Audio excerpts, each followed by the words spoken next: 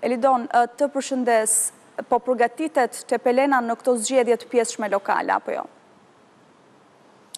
Kasandra, mirëdita, dhe në fakt jemi vetëm 5 ditë larg nga zhvillimi i zgjedhjeve të pjesshme për emrin e ri të kryetarit të Bashkisë Tepelenës, e cila do të mbahen ditën e diel pikërisht në datën 9 nëntor, dhe duket se institucioni lokal në këtë qytet tashmë është drejt përfundimit të gjitha procedurave sa i takon të komisioneve zgjedhore, antarëve numëruesve, por edhe afishimit të listave emërore, të cilat tashmë janë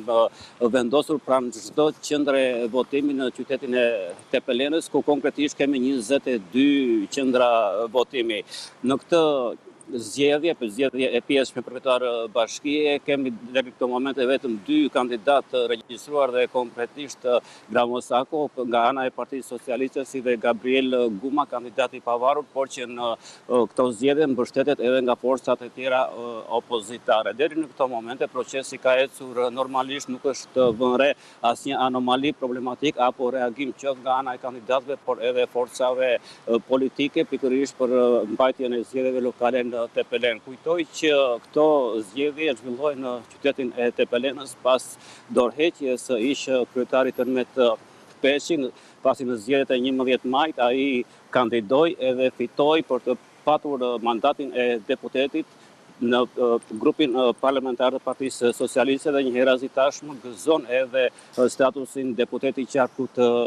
Gjirokastrës. Shpresojmë që edhe gjatë procesit të votimit, por edhe të numërimit, gjithçka të shkojë mirë, ashtu siç është deri në këtë moment situata në qytetin e Tepelenës. Ngelet për të parë se sa do të jetë pjesëmarrja në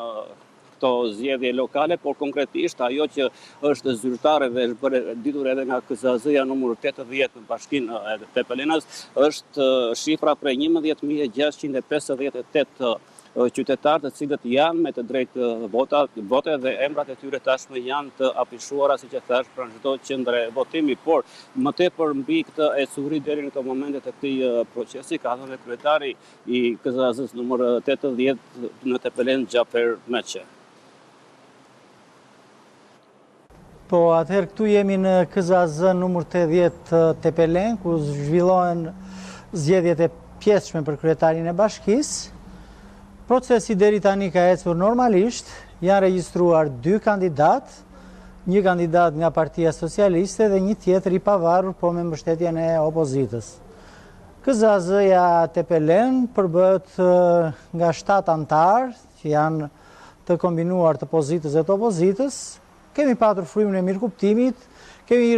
bërë të gjitha procedurat ligjore, regjistrimin e kandidatëve, tani jemi duke regjistruar antarët e qendrave të votimit dhe të grupeve të numërimit, dhe çdo gjë deri tani ka ecur normalisht.